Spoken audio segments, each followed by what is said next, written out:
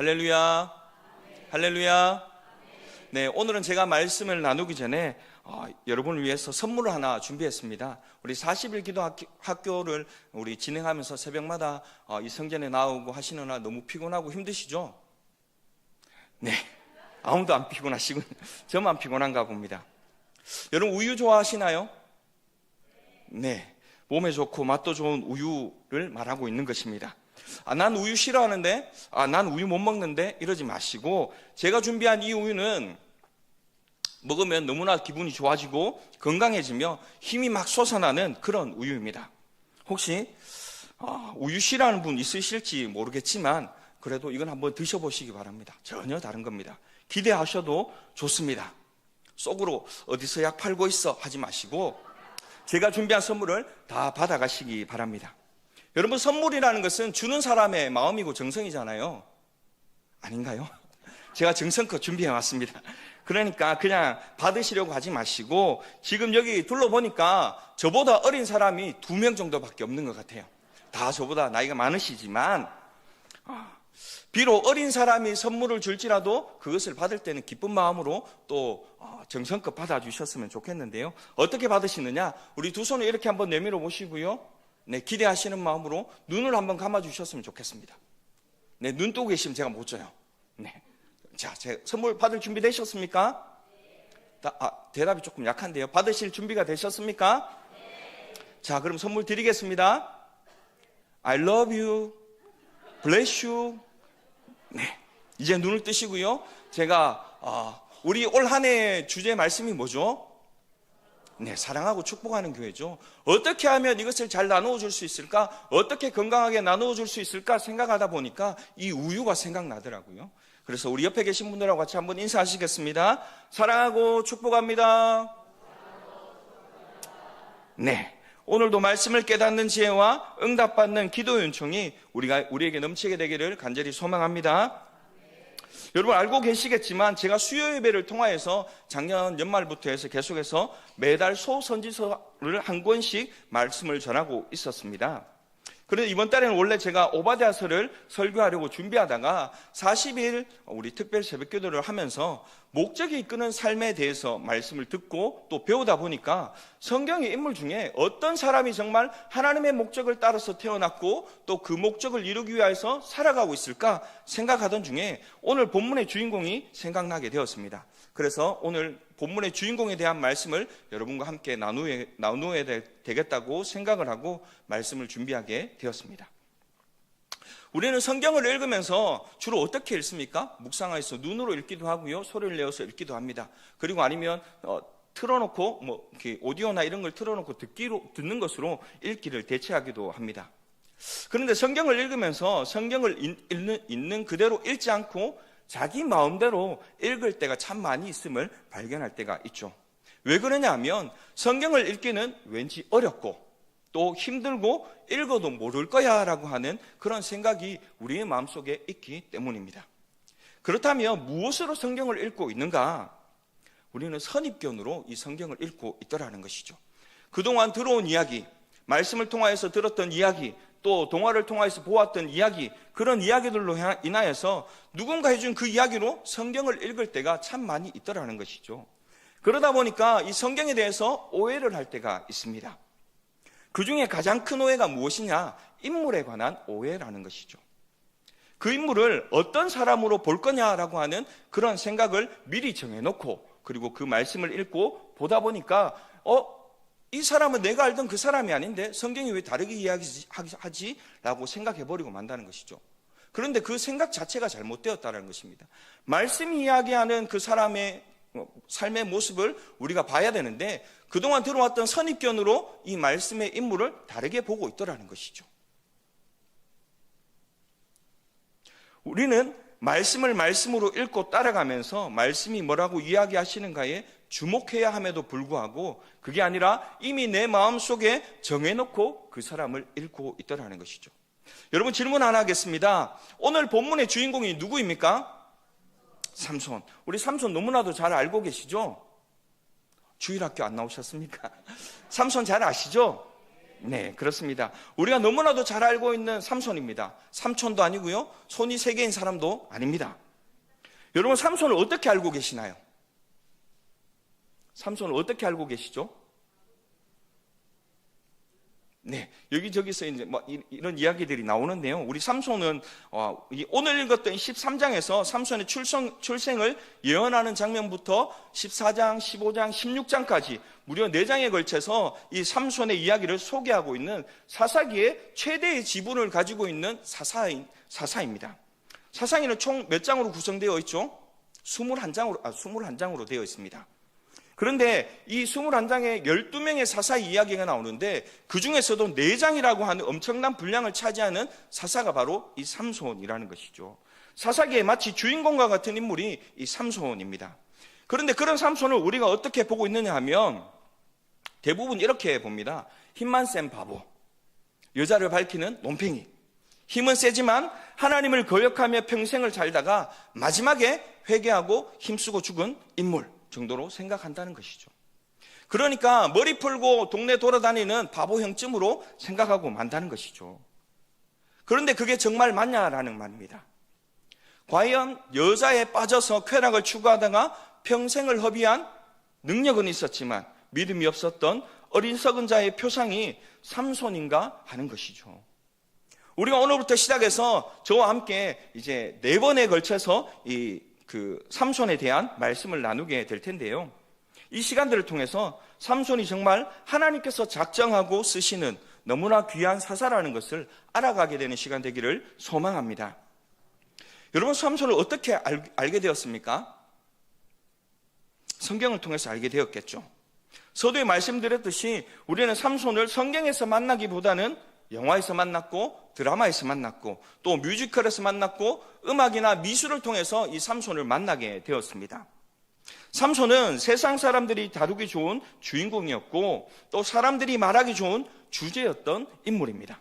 그러다 보니까 그동안 삼손에 대해서 여자를 쫓다가 망한 전형적인 불행한 남성 캐릭터로 그려왔던 것이죠. 그러다 보니까 교회 안에서도 이 삼손을 유혹에 빠져 실패한 케이스, 육신의 정욕을 쫓아 살다 마지막에 잠깐 빛을 본 케이스로 소개되어 왔습니다. 그러나 이제 오늘부터 4번에 걸쳐서 이 저와 말씀을 나누실 때에 삼손의 전 일생을 제대로 한번 살펴보시고 이 삼손에 대해 잘못 알고 있던 오해를 풀어가는 그런 시간 되기를 바랍니다. 먼저 삼손이 태어난 시대적 상황을 알아보기를 원하는데요. 우리 본문의 1절 말씀을 같이 한번 읽어보시겠습니다. 본문 1절 말씀입니다. 이스라엘 자손이 다시 여호와의 목전에 악을 행하였으므로 여호와께서 그들을 40년 동안 블레셋 사람의 손에 넘겨주시니라. 아멘. 또다시 사사기에 반복되는 사이클입니다. 사사 입다가 죽은 후에 입산과 엘론과 압돈이라고 하는 소사사가 3명 등장합니다.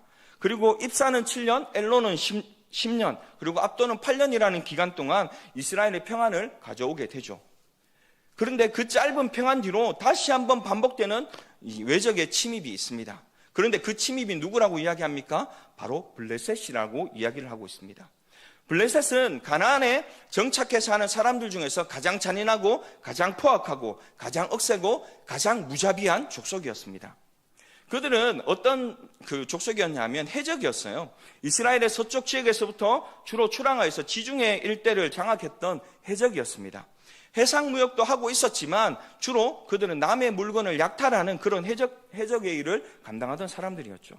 그 블레셋 사람 중에서 우리 가장 유명한 사람 하면 누가 떠오르시죠? 네, 맞습니다.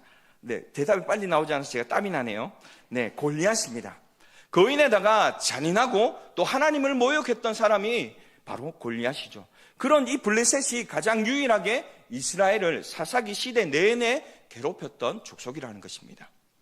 다른 나라들 미디안이나 모압, 암몬은 잠깐 등장했다가 사라지고 맙니다. 그런데 이 블레셋이라는 나라는 사사기 시대 내내 이스라엘을 괴롭혔다는 것이죠. 사사기 3장 31절 말씀에 이렇게 기록되어 있습니다. 에훗 후에는 아나세 아들 삼갈이 있어 소모는 막대기로 블레셋 사람 600명을 죽였고 그도 이스라엘을 구원하였더라. 이처럼 사사기 초반인 3장에서부터 이 블레셋이 이스라엘을 점령했고 그들을 물리쳐서 평안을 얻었다라는 이야기가 등장합니다. 그리고 오늘 우리가 읽었던 13장에서는 무려 40년 동안이나 블레셋의 다스림을 받고 있었다라고 이야기를 하고 있다는 것이죠. 40년은 아주 긴 시간입니다. 제 한평생이 42년 3개월, 오늘 딱 6일밖에 되지 않는데 이 40년이라는 시간이 얼마나 긴 인생이겠습니까? 제 인생의 거의 절반이라는 하는 시간이 40년입니다. 그런데 이 40년 동안이나 이 블레셋에 압제를 당하고 이제 핍박을 당하고 있었다라는 것이죠. 그동안 어떠한 적도 이렇게 많은 시간 동안 이스라엘을 점령했던 적이 없습니다. 이렇게 강하고 이렇게 잔인한 족속이 이스라엘을 40년간 괴롭혔다라는 것은 이제 거의 막 이 한 나라가 끝장나는 지경에 이르게 되었다라는 것이죠. 그런데 여러분, 사사기 제일 후반부에 이 삼손이 등장을 합니다. 그것은 여러 가지 이유가 있겠죠. 영적으로는 바닥을 치는 시기이고요. 이제 나라의 힘도 거의 다 바닥이 나버린 상태입니다. 이제 여기서 블레셋을 이기지 못하면 이스라엘은 아까 말씀드렸던 이스라엘의 다시 돌아올 수 있었던 이 사이클을 돌 수가 없게 됩니다. 범죄하면 부르짖고요. 또 외적이 쳐들어오면 부르짖었습니다. 그래서 하나님께서 사사를 보내주셨고 그들을 구원케 해주셨습니다. 이런 사이클이 이제는 끝나버리고 만다는 것이죠. 이러한 시대에 하나님께서 뭔가 방법을 취하셨다는 것입니다. 우리 본문 2절 말씀을 같이 한번 보실까요? 하나님께서 어떤 방법을 취하셨는지 2절 말씀 보시겠습니다. 소라 땅에 단 지파의 가족 중에 마노아라 이름하는 자가 있더라. 그의 아내가 임신하지 못함으로 출산하지 못하더니. 아멘. 이 2절에는 큰 의미가 담겨 있습니다. 소라 땅 단 지파의 가족. 여러분, 단 지파가 원래 받은 땅이 어디냐면 바로 유다 지파의 옆에 있는 땅입니다. 그런데 이곳은 블레셋과 유다의 접경지 사이에 있던 곳입니다. 그리고 유다 옆에 아주 작게 붙어 있는 땅이 이 단 지파가 소유하고 있던 땅인데요. 거기가 어디냐? 바로 소라라고 하는 땅입니다. 그런데 소라라는 이름의 뜻이 뭐냐 하면 참담하다, 암담하다, 암울하다 이런 뜻을 가지고 있습니다. 왜 참담할까요? 바로 옆에 블레셋이 계속해서 공격해오고 핍박해오니까 참담할 수밖에 없는 그런 땅이었다라는 것이죠. 매일매일 블레셋이 침공해오니까 얼마나 두렵고 떨렸겠습니까? 그런데 그 참담한 소라 땅에 누가 살고 있다고 합니까? 마노아라고 하는 사람이 살고 있습니다. 마노아라는 사람의 이름의 어근이 뭐냐 하면 바로 노아입니다. 노아가 누구죠? 세상에 방주를 만들어서 안위함과 평안함을 주었던 사람이 바로 노아이지 않습니까? 그러니까 안위함과 평안함이라는 뜻을 가지고 있다는 것이에요. 그런데 마노아가 어디에 살고 있습니까? 소라, 참담한 땅에 살고 있는데 그의 이름이 안위함이고 평안함이라는 뜻이라는 겁니다. 여기 역설이 있어요. 하나님은 지금 이 참담한 땅에 사는 평안함이라고 하는 사람을 들어서 뭔가 새로운 일을 시작하시려고 한다라는 것입니다. 하나님께서 그를 통하여 지금 40년의 블레셋 침공을 통하여 이 블레셋의 통치를 끝장내려는 마지막 하나님의 히든카드를 사용하시겠다고 하시는 것입니다. 그런데 문제는 그 마노아의 아내가 임신을 못한다는 것입니다. 그것이 무슨 말입니까? 불임이라고 하는 것이죠. 이 불임이라는 것은 인간의 힘으로 뚫어낼 수 없는 것입니다. 새로운 시대에 새로운 미래를 태동하게 만들지 못한다는 말이죠. 그런데 그 땅에 무슨 일이 일어납니까? 우리 본문 3절 말씀입니다. 함께 보시겠습니다. 여호와의 사자가 그 여인에게 나타나서 그에게 이르시되 보라, 내가 본래 임신하지 못함으로 출산하지 못하였으나 이제 임신하여 아들을 낳으리니. 아멘. 여호와의 사자, 하나님께서 일하신다는 것입니다. 여호와의 사자가 그 여인에게 나타나서 그에게 말합니다. 이르시되 보라, 내가 본래 임신하지 못함으로 출산하지 못하였으나 이제 어떻게 된다고요? 임신하여 아들을 낳겠다라는 것입니다. 여러분, 이것은 개인적인 복음이 아닙니다. 이스라엘 땅은 현재 불임, 희망과 미래가 없는 땅이었습니다. 그들로서는 이제 더 이상 블레셋을 이길 수 없음이라고 하는 이 막막하고 참담한 현실을 이제 하나님께서 역전시키시겠다는 것입니다. 그리고 또 이렇게 말하죠. 우리 본문 5절 말씀입니다. 함께 보시겠습니다. 보라, 내가 임신하여 아들을 낳으리니 그의 머리 위에 삭도를 대지 말라. 이 아이는 태에서 나옴으로부터 하나님께 바쳐진 나시린이 됨이라. 그가 블레셋 사람의 손에서 이스라엘을 구원하기 시작하리라 하시니. 아멘. 이 얼마나 큰 복음입니까? 그러니 한 번만 말할 수 없는 거예요. 그러니까 두 번, 세 번 말해도 부족하지 않은 것입니다. 또 중요한 것은 태에서 나옴으로부터 하나님께 바쳐진 나시린이 됨이라는 것입니다. 여러분, 이 나시린이라고 하는 것이 매우 중요합니다. 그런데 우리는 늘 삼손을 떠올리며 이렇게 생각하죠. 삼손은 나시린으로 태어났는데도 불구하고 그의 행동을 보니까 전혀 나시린 같지 않아. 여자를 좋아하고 술을 좋아하고 사자를 때려잡고 이상한 수수께끼나 내고 정말 이상한 행동만 하는 사람이야. 이 사람을 나시린이라고 할 수 있을까? 라고 생각하지 않았습니까? 그런데 여러분, 나시린이 뭡니까? 나시린이 뭐죠? 머리 안 자라고 또 술 안 마시면 나시린입니까? 아닙니다. 오늘 본문은 나시린에 대해서 이렇게 말합니다. 나시린은 하나님께 바쳐진 사람이라고 이야기하고 있다는 것이죠. 실은 삼손의 일생을 보면 그는 처음부터 끝까지 하나님께 바쳐진 삶을 살았습니다. 우리가 이제부터 또 저와 함께 또 말씀을 보겠지만 그가 한 행동 하나하나가 단 하나도 하나님의 뜻대로 되지 않은 것이 없다라는 것입니다. 그의 뜻대로 자기의 마음대로 행한 것이 없다라는 것이에요. 그가 한 행동은 단 하나도 의미 없이 행한 행동이 없습니다. 그가 날 때부터 죽을 때까지 하나님께 바쳐진 사람으로 살았다라고 이야기할 수 있을 것입니다. 그런데 그가 나시린이 되어서 해야 될 일이 뭐냐 하면 5절 하반절에 이렇게 말하고 있죠. 같이 한번 보실까요? 함께 봅니다. 그가 블레셋 사람의 손에서 이스라엘을 구원하기 시작하리라 하시니. 아멘. 그가 하나님께 바쳐진 나시린이 된 이유가 바로 블레셋으로부터 이스라엘 사람들을 구원하기 시작함이라는 것입니다. 이스라엘을 블레셋으로부터 구원하기 시작한 것이 바로 누구라고요? 오늘 본문의 주인공 삼손으로부터 시작된다라는 것입니다.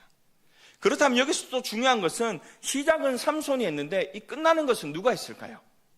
우리 사무엘하 8장 1절에 그것을 알려주고 있는데요. 8장 1절 말씀을 같이 한번 또 보시겠습니다. 시작. 그 후에 다윗이 블레셋 사람들을 쳐서 항복을 받고 블레셋 사람들의 손에서 메덱 암마를 빼앗으니라. 아멘. 메덱 암마가 어디냐 하면요, 블레셋의 중심지입니다. 블레셋에는 5군데의 중요한 중심지가 있습니다. 가사를 비롯하여 여러 군데가 있는데 그 중에 중요한 중심지였던 이 메덱 암마를 다윗이 쳐서 빼앗았다라고 이야기를 합니다. 가장 핵심적인 곳이었죠. 이 블레셋을 쳐서 항복을 받고 중심지인 이 메덱 암마를 빼앗은 사람이 바로 다윗입니다. 다윗으로부터 이 블레셋이 끝장났다라는 것이죠. 그런데 이스라엘 사람들에게 다윗이 어떤 존재입니까? 다윗은 예수 그리스도를 상징하는 사람입니다. 예수 그리스도의 사역을 상징하는 사람이 바로 이 구약의 다윗이라는 말이죠. 그런데 그래서 이 다윗의 별이 지금도 이스라엘의 국기에 그대로 그려져 있지 않습니까? 그런데 그 다윗이 마친 일을 누가 시작했다고요? 삼손이 시작했다라는 것입니다. 그러니까 삼손이 갖는 의미는 성경에서 어마어마한 그런 의미를 가지고 있다라는 것입니다. 다윗이 끝낸 일을 삼손이 시작했다.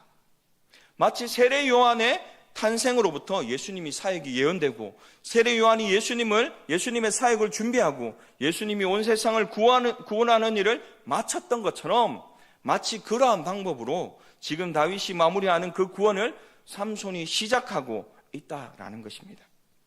게다가 이렇게 아들이 태어날 거라고 말하는 수태고지가 이 성경에는 별로 없습니다. 구약에서는 어디에 나옵니까? 아브라함과 사라의 불임을 깨고 이삭이 태어날 것을 알려주죠.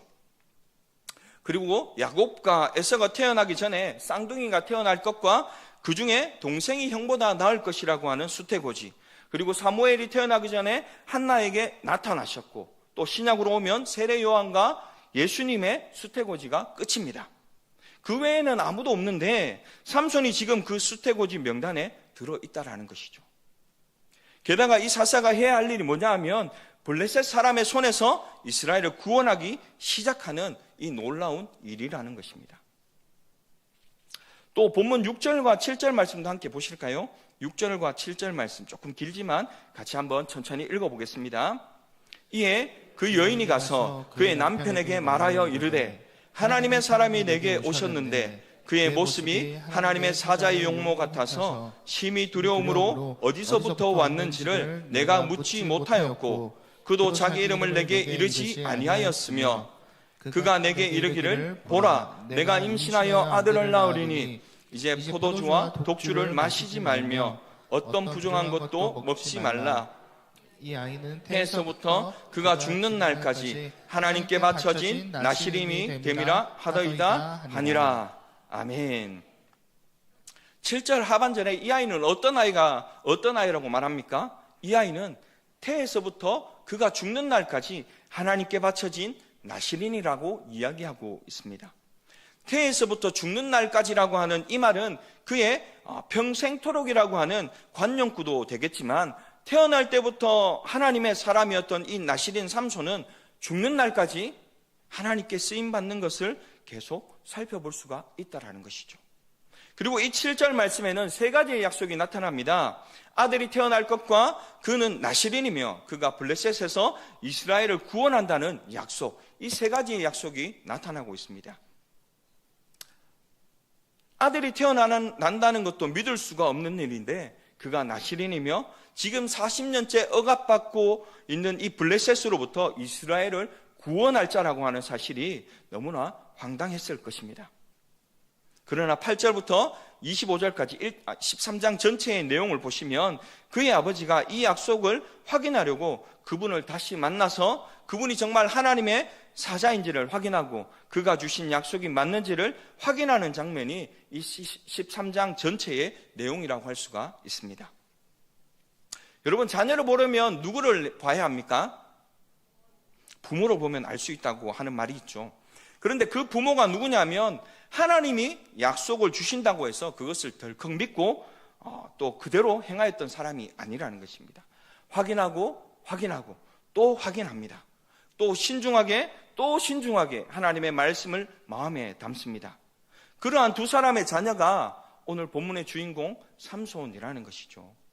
그러니까 삼손이 이러한 부모 밑에서 교육받고 양육받으며 자랐으니까 삼손은 생각 없이 마음껏 자기 뜻대로 움직이는 사람이 아니라는 것입니다. 오히려 그는 하나님께 복을 받은 사람이요 그의 평생에 걸쳐서 하나님께 바쳐진 나시린이며 여호와의 영이 그를 움직였던 사람이라고 말할 수 있을 것입니다.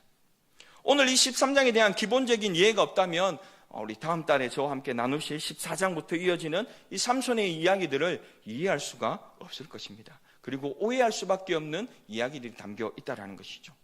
삼손이 아니라 삼손에 대한 모든 선입견을 내려놓고 정말 성경이 말하는 삼손을 만나는 시간 될 수 있기를 소망합니다. 또 본문에서 재미난 것이 있는데요. 우리 본문 18절 말씀도 같이 한번 보실까요? 18절 말씀을 같이 한번 읽어보시겠습니다. 여호와의 사자가 그에게 이르되 어찌하여 내 이름을 묻느냐? 내 이름은 기묘자라 하니라. 여러분, 마노아가 여호와의 사자의 이름을 묻습니다. 여호와의 사자가 자신의 이름을 무엇이라고 이야기하죠? 기묘자라고 이야기합니다. 여기서 여호와의 사자는 누구일까요? 천사일까요? 어떤 사람일까요? 제가 생각할 때는 아마 예수님일 가능성이 크지 않을까라는 생각이 됩니다. 어떻게 그런 생각을 하게 되었느냐 하면 이사야서 9장 6절 말씀에 이렇게 기록되어 있습니다. 이는 한 아기가 우리에게 낳고 한 아들을 우리에게 주신 바 되었는데 그의 어깨에는 정사를 메었고 그의 이름은 기묘자라 모사라 전능하신 하나님이라 영존하시는 아버지라 평강의 왕이라 말할 것임이라. 아멘. 이사야서의 말씀을 보면 여호와의 사자는 예수님일 가능성이 너무나도 많습니다. 천사일 가능성도 있는데요. 천사가 감히 자기의 이름을 기묘자라고 할 수 있을까요? 그럴 수 없을 것 같아요. 그렇다면 기묘가 무슨 뜻일까요?